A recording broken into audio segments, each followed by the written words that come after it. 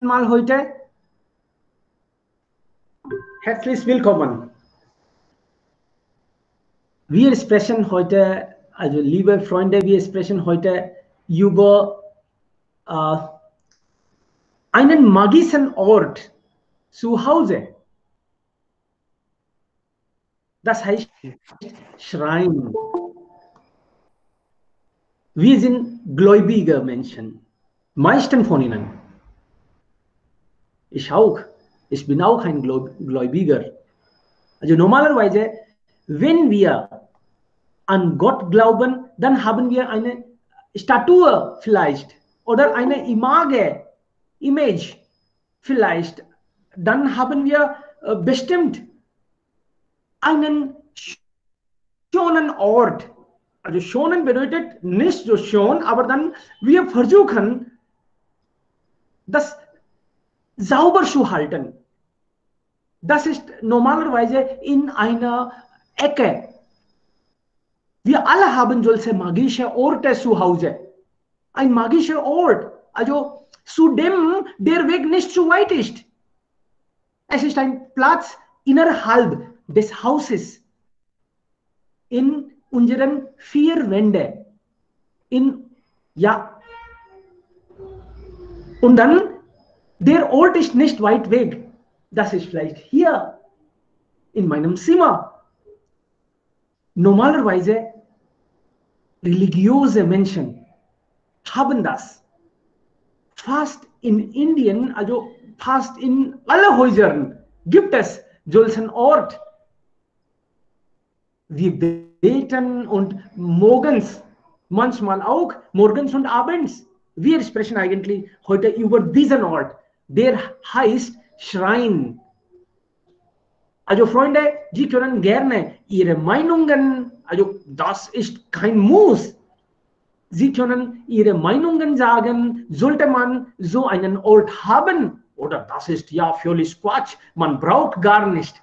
Könnte sein. Also wir sind offen, wir hören hier alles. Egal wie wir denken, wir alle sind unterschiedlich, also haben natürlich unterschiedliche Meinungen. Wer will damit beginnen? Hallo. Ja, bitte. Sakti. Ja. Darf ich? Gerne. Ja, guten Morgen alle. Ich heiße Shakti Shekhawat. Ja, Indien hat sehr große Kultur und Tradition.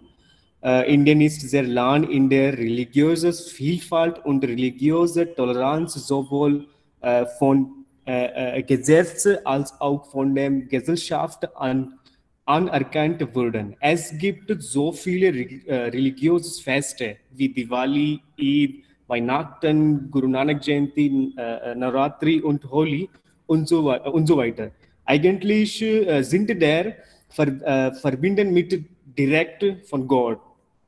In diesem Fest beten Gott an, aber das sind nur Feste. Wir erinnern uns jeden Tag an Gott in irgendeiner Form. Viele Menschen gehen regelmäßig zum Tempel und viele Menschen haben kleinen Tempel ihren Zuhause. Da man kann direkt Gott anbeten. In der hindustischen Religion wird regelmäßige Anbetung als dem Herzen Gott an nächsten liegend angesehen. Es wird angenommen, dass regelmäßige Anbetung von Gott erreicht wird. Nach meiner Meinung, um in der Welt glücklich zu sein, ist es sehr wichtig, an Gott zu glauben. Wenn wir in einer solchen Situation den Wohlstand zu Hause aufrecht halten möchten, sollten wir unerreicht schützliches Glauben an Gott haben. Durch regelmäßig Puja bleibt die Konzentrieren im Kopf und die Willenskraft steigt. Abgesehen davon ermöglicht es uns auch, jede schwierige Situation zu erledigen. Ja, das ist alles von meiner Seite. Danke. Ja, du hast recht. Das ist natürlich eine Sache von vollkommen Glaubens. Also Sache von Glaubens könnte man sagen. Viele glauben nicht an Gott. Also das ist auch schon okay heutzutage. Aber wir bewahren eigentlich einige, also Statuen, eine Statue oder eine Figur. Das könnte Krishna, Rama, auch egal was. Manche haben auch also regionale Gottheiten. Dann haben wir eigentlich in der Ecke des Hauses. Warum habe ich eigentlich das Thema als Thema genommen? Weil heute dachte ich, dass, was sollte das Thema sein? Und dann, ja, ist in mein Zimmer und da sitzt ein Gott. Oh mein Gott. Also, ja, also hier steckt das. Ich sah einfach und dann habe ich es. Also haben Sie das vielleicht in der Ecke sowas gesehen? Da sitzen meine Gottheiten und deshalb habe ich das als Thema genommen. Also das ist doch wichtig für viele. Und es gibt auch Menschen, ihnen das ganz egal ist. Ja, aber das ist eine Sache von persönlicher, also natürlich Glaubens. Okay, noch jemand bitte? Wie würde jetzt weiter? Sagen Sie, ja, Puja Mandir aus Holz. Shubham hat das geschrieben. Ja, Shubham, glaubst du an Gott? Und hast du auch solchen Schrein zu Hause? Natürlich. Also ein Schrein bedeutet ein kleines Kabinett, wo diese Gottheiten sitzen. Und da wird eigentlich ja schönste Blumen gebracht.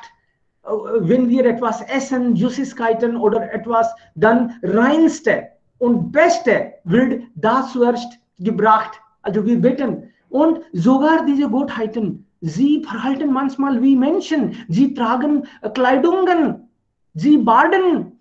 Ja, das ist wirklich so interessant. Für manche könnte das ja auch komisch sein, wenn sie daran nicht glauben. Sie denken, was ist das dumm? Also diese Götter essen gar nicht, aber trotzdem, sie bringen etwas zum Essen. Reinste, beste. Manche Leute sind so, ja, sie verhalten ganz anders. Sie brauchen dann auch einen Ventilator. Ich habe auch da, also in einigen Tempel gesehen. Im Sommer brauchen Sie dann Klimaanlage vielleicht oder mindestens einen Ventilator. So interessant und komisch ist das manchmal. Ja, Freunde, wer ist jetzt dran? Vidhi, haben Sie auch einen Schrein? Shubham? Ja, Vidhi zuerst. Bitte. Ja, guten Tag an alle.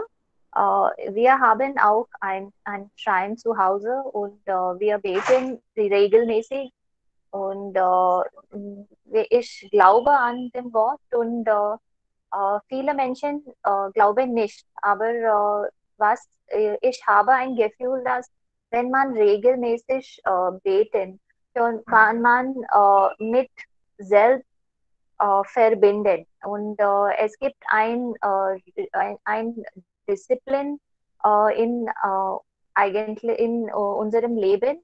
Und viele Menschen, die an den Gott nicht glauben, sie sagen, warum sollen wir an einem Idol beten oder irgendetwas?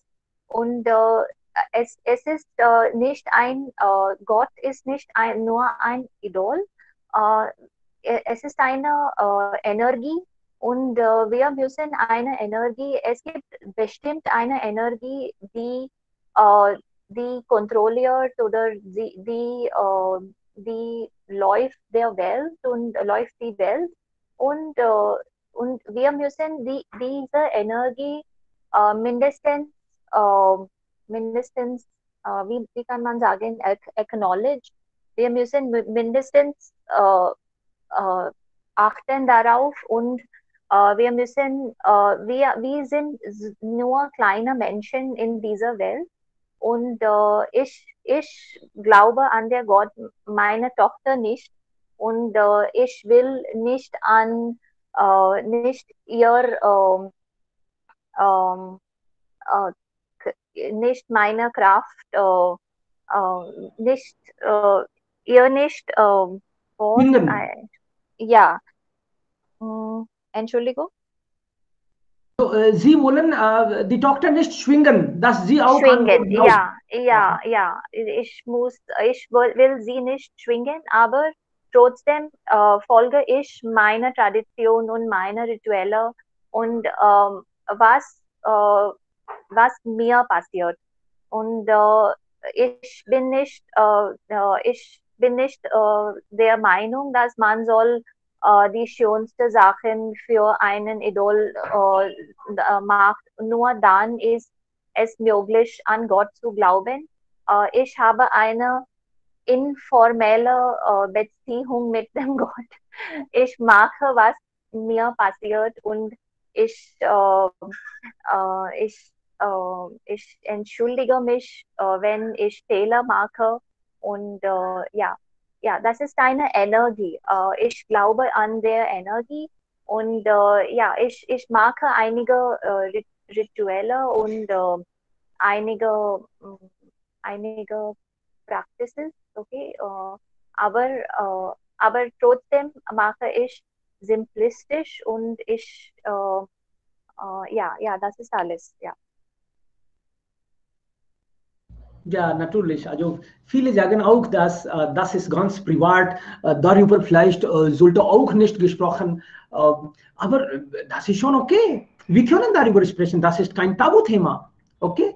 Also natürlich. Also man kann sagen, dass das ist so privat. Also Sie glauben an Gott, dann warum sollte das gesagt werden? Das braucht man nicht. Okay, ja, das braucht man nicht. Aber wenn man sagt, dann ist auch das kein Problem. Das ist also von mir auch eigentlich privat, aber von Anfang an, also seit ewig, bedeutet, seit ich geboren bin, natürlich. Also ich habe das von Geburt an das gesehen. Zu Hause wird so geübt, zu Hause wird so verehrt. Und mein Vater, meine Mutter, sie sind gläubige Menschen. Und dann, ich habe so alles gesehen und automatisch, eigentlich diese Kultur oder solche Sachen bekommen wir automatisch von Eltern oder Großeltern und dann glauben wir auch automatisch. Also das ist kein Muss. Aber wenn Sie im Herzen Respekt haben oder dann teilen Sie auch eigentlich alles mit den Gottheiten. Und warum teilen? Sie wissen schon alles. Sie sind Gott. Ja, Gottheiten. Dann wir glauben, dass sie wissen sowieso alles. Also es ist besser, wir teilen. Dann was wir machen oder manchmal wir nehmen die Gottheiten auch mit. Wir sagen ihnen unsere Pläne. Das ist so interessant. Aber für viele von uns sind sie eigentlich also Symbol der Kraft, Symbol der also Kraftfeld. Kraftfeld bedeutet, der Schrein ist ganz klein zu Hause, das Kabinett. Aber wir denken, das ist also voll von Energie, Shakti Punj. Und wir bekommen auch jeden Tag ein bisschen Energie von diesem Kasten. Kasten sollte man nicht sagen, eigentlich das ist ein kleiner Tempel sozusagen. Okay, wer ist next? Wer ist next bitte? Wer will darüber noch was sagen? Ja, jetzt Shubham. spreche ich. Ja, guten Morgen alle. Heutiges Thema ist ganz interessant und habe mein entwickelt daran schon entwickelt. Es ist zu tun mit Anbeten oder Anbeten Schrein. In meinem Haus gibt es ein kleiner Schrein und ja, bin ich hörbar? Könnten Sie mich hören? Ja. Ja, okay. Dann Ja, wir vielleicht. können gut hören. Okay. Ich meine, Anbeten, es alles geht um die Anbetung oder meiner Meinung nach Anbeten heißt viele Liebe und für etwas zu sagen, für den Gott zu sagen und religiöse, gläubige verehren Götter oder Gott immer anbeten und anbeten die Gott oder es gibt auch Trend heute zutage beten die Menschen auch andere Menschen, wie zum Beispiel Ramdev Baba oder sowas, Ravi Shankar Baba. Es gibt solche Anbetungen auch. Und wenn wir an Gott zu beten, dann lieben wir Gott so sehr, dass überhaupt in unseren Gedanken keine andere Frage. Es bedeutet, Gott ist am höchsten. Ist der nur Heilige. Und Anbetung beginnt und endet nur mit dem Gott. Es ist auch klar, der Gott ist allen, Gott ist alles, Gott ist das Zentrum von alles, was existiert in unserem Leben. Und ist allein der Schöpfer unserem Erderhalter und was alles haben jetzt wir, das alles gehört zu ihm. Aber es gibt so viele Religionen und Menschen, die auch Gott immer anbeten. Bei Hinduismus haben wir schon solche kleine Schrein zu Hause, aber bei Muslim-Religionen, die Leute haben auch ihre eigene Namaz oder was sozusagen Anbetung. Sie auch machen solche Anbetung und sie alles machen, was das Namaz, damit der heilige Allah zufrieden wäre. Oder sie repräsentieren die größte Liebe zu Allah durch ihre Unterwerfung. Die solche, was wir machen für Gott, sind sehr gut. Und alle machen für das Glück haben, oder? Alle präsent, was wir sagen, alle wir zeigen unsere Liebe zu Gott, weil wir erwarten etwas in zurück, oder die heilige Segnen brauchen wir. Niemand will in ihrem Leben Fisch haben oder Unglück haben. Deshalb vielleicht brauchen wir solche Anbetung oder machen wir solche Anbetung. Oder es gibt auch manche Leute, die anbeten an Gott, weil sie Angst vor dem Gott haben, weil sie keine Unglück oder Fleisch in ihrem Leben erwarten. Deshalb vielleicht beten sie an Gott. Aber ja, alles wünschen Glück und Gesundheit und alles gute Sache. Das ist aber okay. Aber ich persönlich meine, dass wir müssen jeden Tag an Gott beten, weil wenn wir an Gott beten, dann laden wir die Präsenz des Gottes in unserem Leben und wir wollen immer Sieger bekommen oder Sieger werden. Dann wir haben das immer Gefühl, dass jemand ist immer da mit mir, das mir unterstützt. Vielleicht der ist mein Gott. Ja, das ist alles. Klar, Sie haben recht. Eigentlich, es könnten hunderte Gründe sein, warum wir gläubig werden oder warum wir einen Schrein zu Hause haben. Manche assoziieren das mit der Spiritualität. Manche sagen, das ist Religion. Manche sagen, nein, wenn ich einen Schrein zu Hause habe, dann verhalte ich positiv. Also das kann dann mit Ethik man verbinden. Wenn wir das Leben mit der Positivität führen, das bedeutet, wir versuchen nicht andere zu schaden. Wir machen alles, also richtig und möglichst gut. Ja.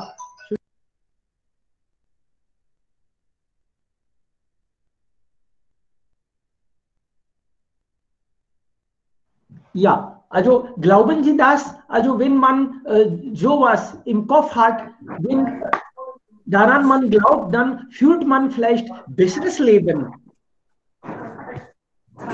Ja, Ich Jiten, möchte nur, ja, Shubham bitte. Jitendra Joshi. Ich möchte nur einen Punkt erwähnen.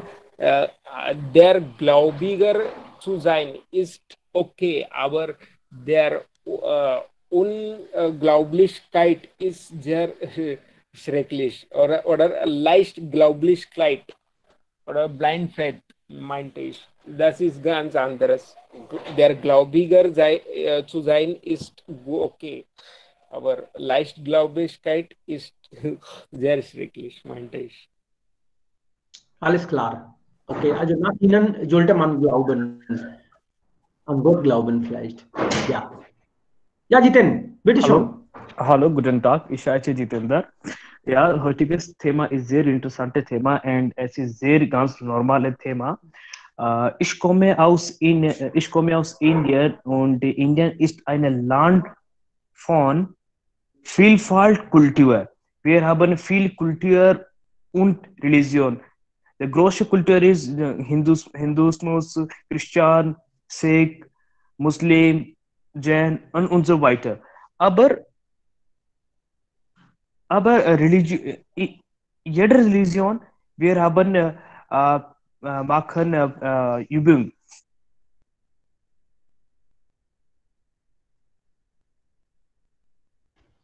Ja. Hallo. Okay. Hallo. Ja, bitte. Ja, Ich ja, höre schon. ja. Ich denke, ich habe eine Probleme.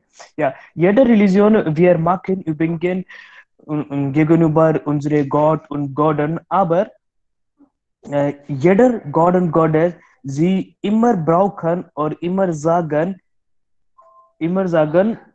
selbst beobachten und Opfer. Wenn wir Religion gegenüber Gott und Göttern Übungen machen, wir sollten denken über die Selbstbeobachtung und Opfer. Was können wir machen? Wie können unsere Leben besser machen? Dann wir können diskutieren, wir können besser machen und wir können besser denken, was ist gut für unser Leben und unsere Familie und Welt auch. Und es ist und wenn wir fahren und wenn wir denken über dort, sie haben auch viele Gott und Götter, zum Beispiel Tejaji und Babuji und so weiter. In Dorf, immer, sie immer Übungen machen. Ja, und wenn wir diskutieren über Gott und Goddess, wir in Indien haben wir viele Gott und Goddess und jeder Mann Übungen möglich machen. Ja, so die Ziele, das Ziele von Übungen ist Opfer und Selbstbeobachtung. Das ist alles von meiner Seite. Ja, sehr schön. Natürlich, du hast recht. So, für uns ist das auch ganz unterschiedlich. Frau Sharma ist auch da inzwischen. Frau Sharma, haben Sie einen Schrein zu Hause? Also Puja Path ist also sehr wichtig im Alltag für Sie oder das spielt keine große Rolle? Was denken Sie? Also für einige Menschen ist das eigentlich super wichtig und für andere Menschen ist das also egal. Ich denke, dass einige Millionen, also die ich habe, also einige Millionen, ja, also egal was, ein Landstück oder egal was ich habe, dann habe ich nie ein Gefühl, das gehört mir. Automatisch, also in meinem Haus wird daran geglaubt, dass alles gehört zum Gott, also zu diesen Gottheiten. Und deshalb, was wir kriegen, was wir verdienen, das gehört alles zu ihnen. Was denken Sie, Frau Sharma? Hallo, guten Tag. Ja, guten Tag. Guten Tag. Guten Tag. Können Sie klar hören? Ja, gut, wir können schon hören. Ja. Okay. Ja, ja, wir folgen alle nach Hinduismus folgen wir alle Götter und Göttinnen und wir bieten diese Götter zu Hause. Manchmal gehe ich zur Tempel auch. Das ist ja, wenn möglich ist, wenn das möglich ist.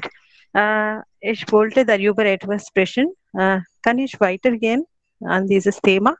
Natürlich, bitte. Okay.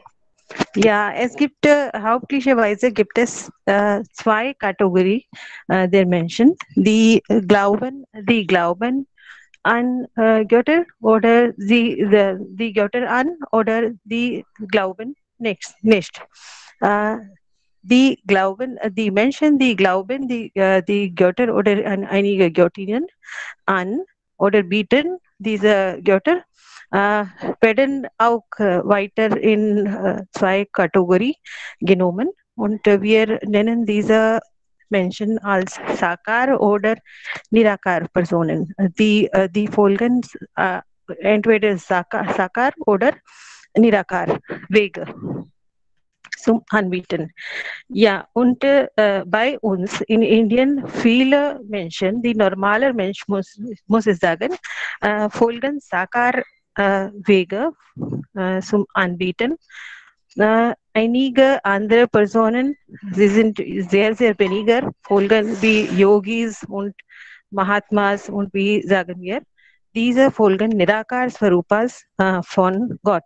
Und diese sind die hauptlichen Wege, wie folgen wir Götter. Und die Bilder und die Idole, beide sind zusammen angebieten. Das sehe ich in normaler Leben, dass die Personen, die bieten die Idole, auch bieten die Bilder auch. Und das ist ja Möglichkeit, dass sie können, das ist eine Freiheit in unserem Land, dass sie können nach ihren Wünschen ja, etwas zu einige Götter anbieten. Das habe ich gesehen. Aber nach Sikh-Religion bieten diese Personen ein Bücher, heilige Bücher, das heißt Guru Granth Sahib, und das ist wie Gott genommen. Und nach Hinduismus bieten wir auch die Bäume, Pflanzen und auch die Tiere. Einige Tiere werden wie die Verkehrs von einigen Göttern und Göttinnen genannt. Und diese Tiere werden auch gemeinsam angebieten. Und das ist ja Besonderheit in unserem Land gesehen. Und Religion, nach Religion sage ich, dass alle Religionen, entweder das Hinduismus ist oder dass einige Religionen sind, aber sie folgen, die Unterrichten von diesen Religionen sind ja gleich.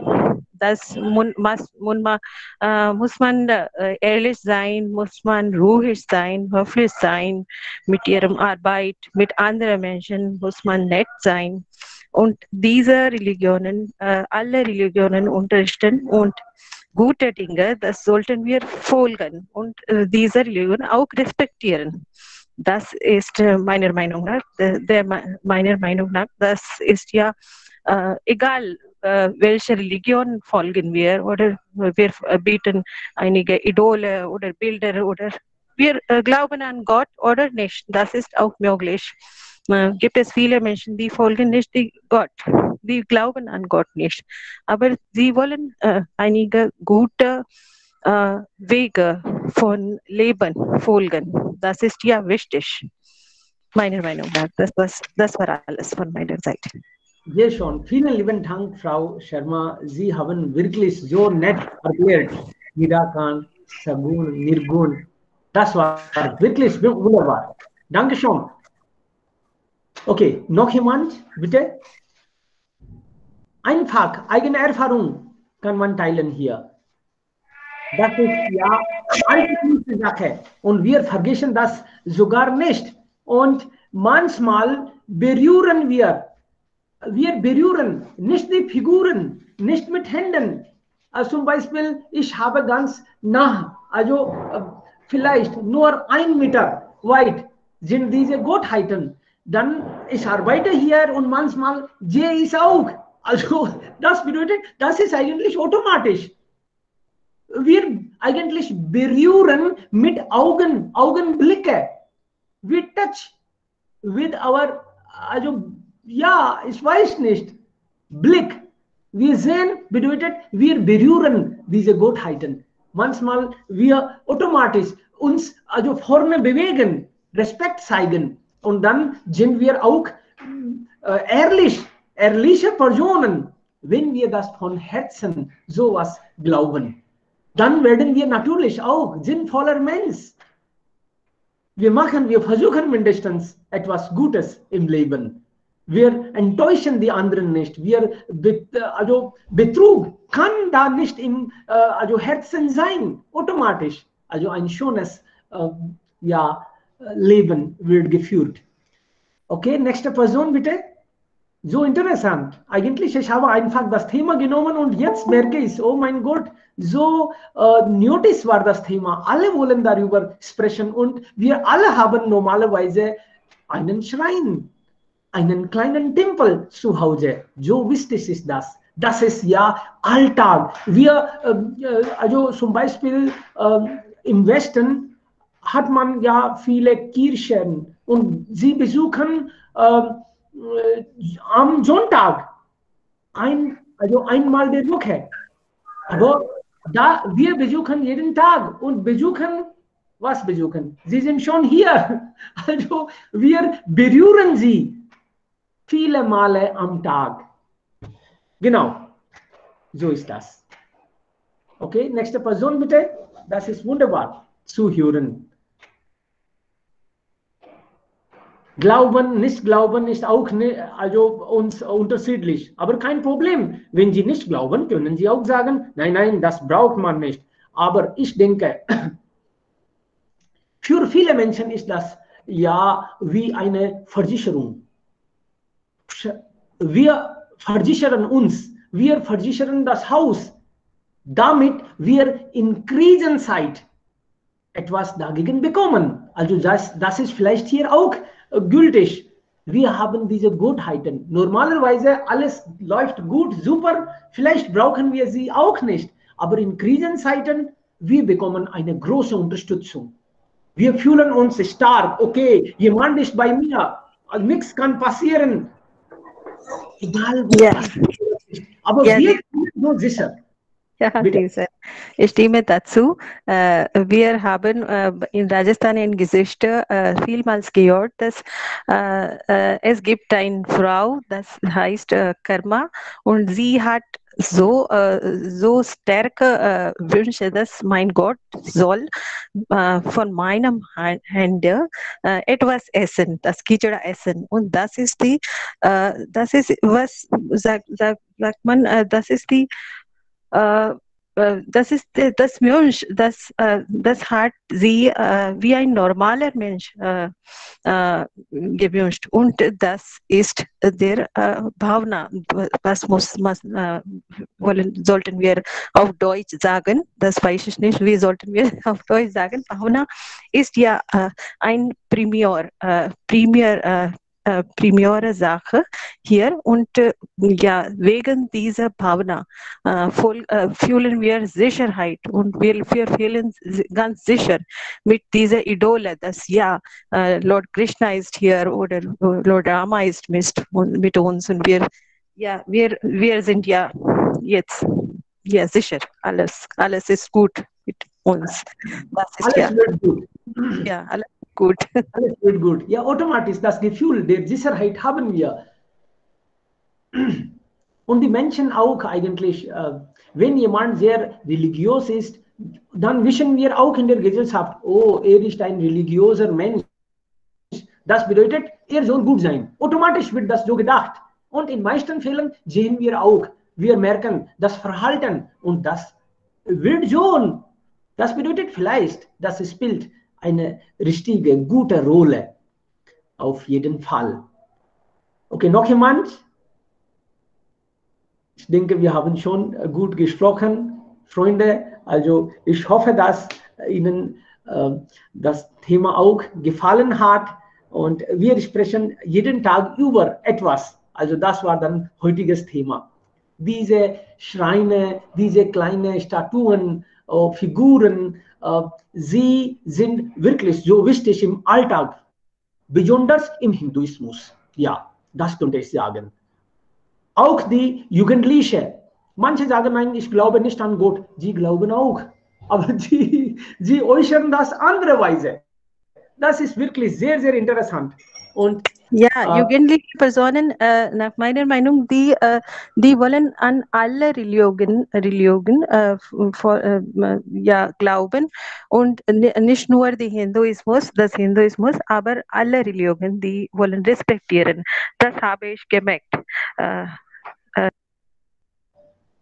Genau, Sie haben recht. Also die Jugendlichen, sie wollen auch zeigen, dass warum nur Hinduismus, warum nicht andere Religionen? Und da haben die auch recht. Warum nicht? Wir können Respekt für alle haben. Im Hinduismus sagen wir auch das. Also uns zu Hause wird nie gesagt, du solltest nicht in die Kirche gehen oder in Moschee gehen, du solltest nicht. Das sagt man nicht. Das ist automatisch. Wir sind schon offen und wir respektieren alle. Das ist wirklich toll und ja, eine Sache des Stolz, meiner Meinung nach. So werden wir noch größer. Vielen lieben Dank, Freunde, dass Sie darüber auch gut gesprochen haben und mitgenossen haben. Wir treffen uns dann morgen wieder und sprechen über ein neues Thema. Ja, vielen Dank, vielen lieben Dank und auf Wiederhören. Wiederhören.